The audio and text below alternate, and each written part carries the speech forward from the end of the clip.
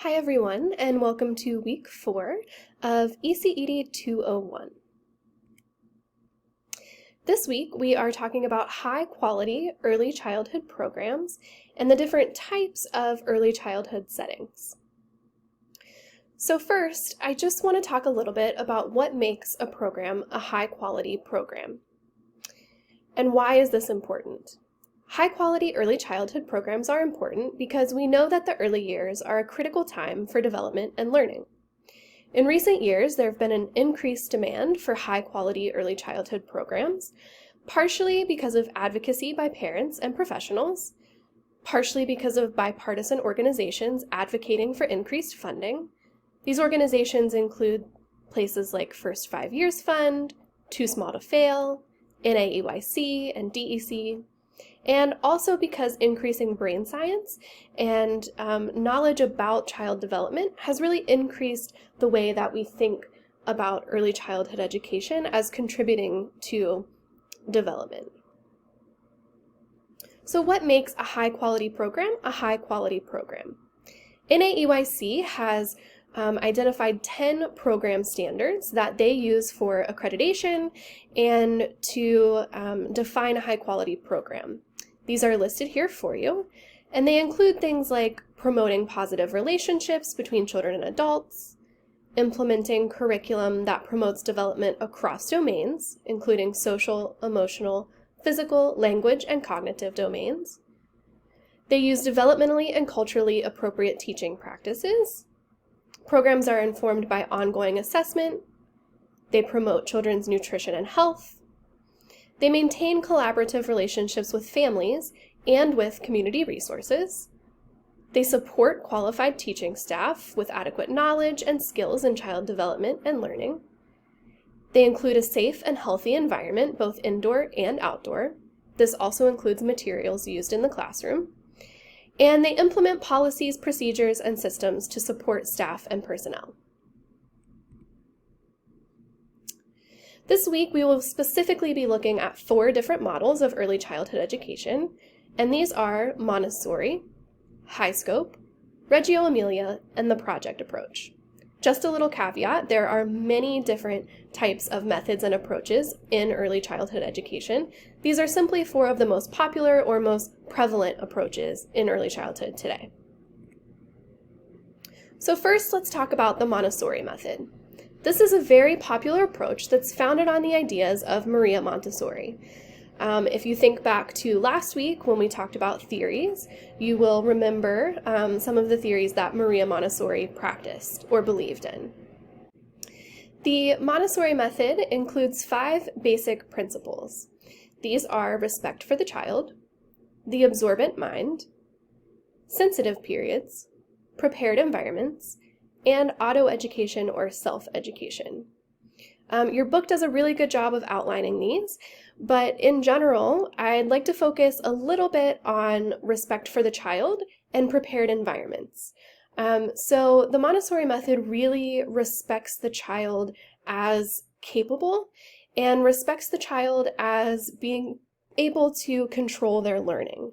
And prepared environments within a Montessori method also allows for children to explore the environment on their own and really take control and take ownership of their learning. And so this plays into the idea of auto-education, and by really focusing on preparing the environment to include materials and objects that will stimulate learning, then children are able to learn on their own without as much adult-guided influence.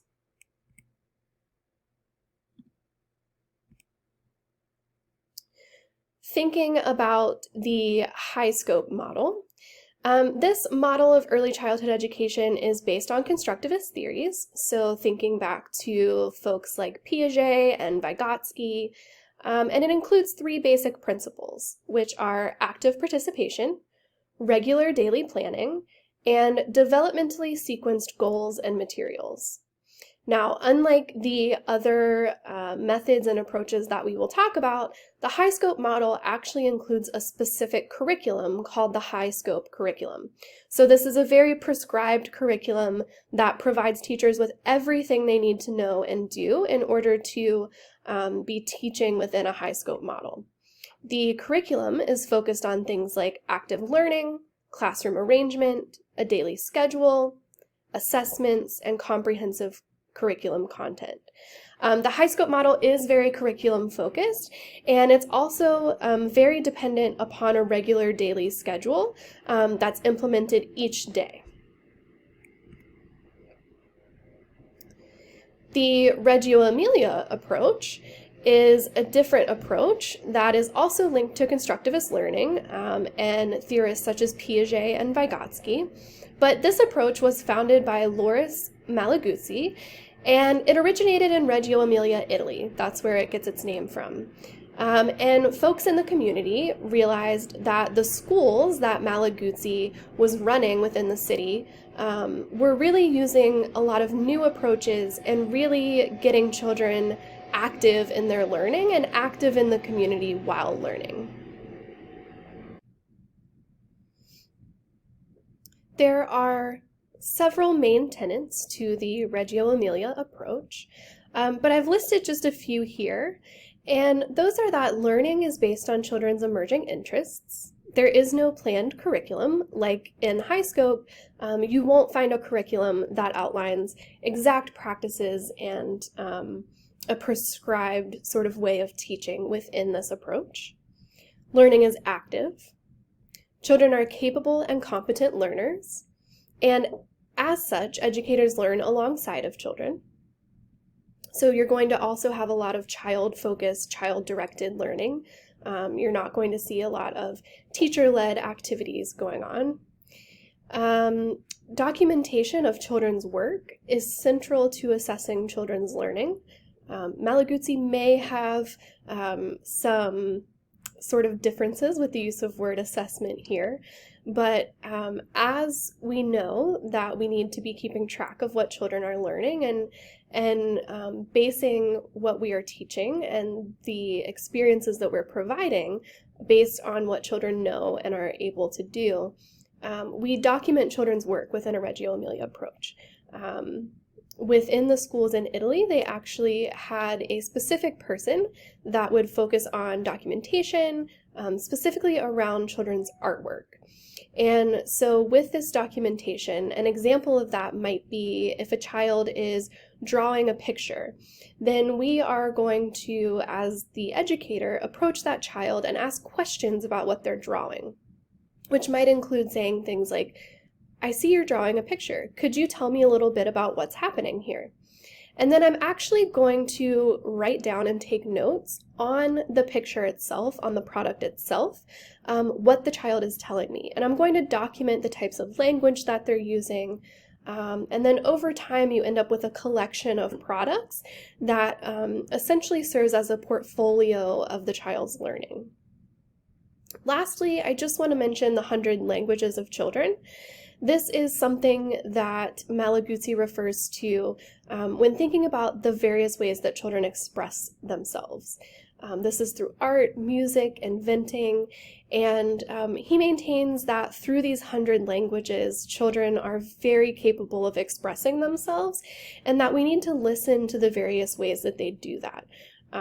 There are hundreds of ways that children are expressing learning and development, and so we can't simply just look at writing or just look at math, but we need to be looking at all of the language that children are speaking to us in and incorporating activities that allow for these multiple ways of expression.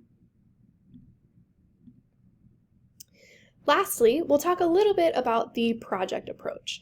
And this is a super popular approach today in early childhood settings. And this approach is also really informed by children's interests. And so with using a project approach, we will encourage children's curiosity. We will provide for the integration of concepts across content areas. So a project might include science, math, literacy-focused activities. but they're going to be embedded within each other. We're not just going to have dedicated science time or dedicated literacy time that are focused on whatever project we're working on, but rather all activities within the project approach will be centered around a certain interest or topic, and then those types of content areas will be woven in. We're going to build on children's understanding and prior knowledge, and projects might last a few days or they might last a few months. Just to give you an example of a project approach in practice, when I was teaching in a preschool classroom, a lot of my kiddos were really interested in dinosaurs. And so I took a project approach to teaching for about 2 to 3 weeks, and we really just focused on dinosaurs. And so everything we did in the classroom was focused around this topic of dinosaurs. As you can see, there are dinosaur footprints on this slide, and that's because one of our major projects was measuring dinosaur footprints. So I took a printout of a life-size dinosaur footprint, and we did measuring activities, and we did estimation activities. So I had the kids estimate how many of their handprints would fit in this dinosaur print. And then we painted our hands, and we filled up the dinosaur print with our own handprints and counted how many were in there. This included looking at vocabulary like greater than, less than, bigger than, smaller than. We also read books about dinosaurs. Our literacy center was filled with dinosaur books, and we even took a virtual field trip to the Smithsonian to look at dinosaur bones and fossils.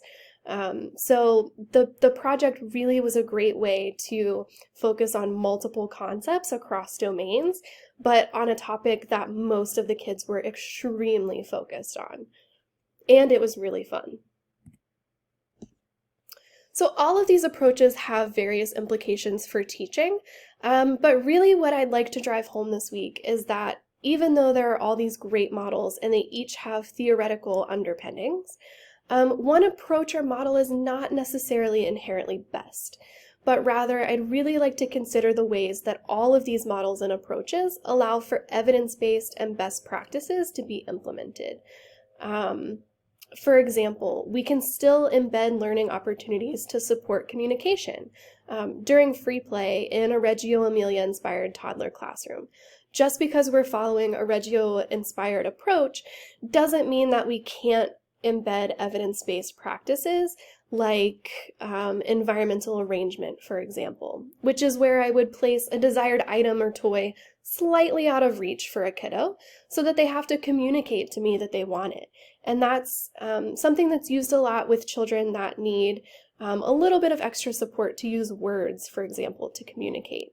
But these practices can be used across approaches, and we don't necessarily have to limit ourselves to just one approach or model. I'd also encourage each of you to take some time to research the models or approaches that are used in the settings that you're interested in. So, for example, if you're interested in teaching young children with disabilities, then maybe look at some of your local childcare centers or early intervention providers and see if they cite any of these specific approaches. The same goes for school-based settings. If your local school implements a certain curriculum, you might look at how that aligns with some of these approaches or doesn't align. And lastly, just some reminders here. Please continue to submit your participation activities. Really great work on assignments. I've thoroughly enjoyed reading everything that you all are submitting. I will always try to get grading completed within a week of the due date for the major assignments. So that means that if you submit early, then it might take slightly over a week for me to get that back to you, but within a week of the due date for the assignments, so the next Sunday, is when I will always aim to have grades uploaded. If you have questions or concerns, please let me know. And you can always resubmit assignments if you are unhappy with your grade or feel like it wasn't your best work. If it's already been graded and returned to you, then please just email me and let me know that you'd like to resubmit. I can provide a little bit more explicit feedback for you and let you know what you need to do in order to satisfy the requirements a little bit more, or just in generally, support your work on your next attempt. Please continue to check Blackboard frequently. I'll be posting updates throughout the week regarding some assignments coming up, and I look forward to interacting with you all online in the coming weeks. Have a great week.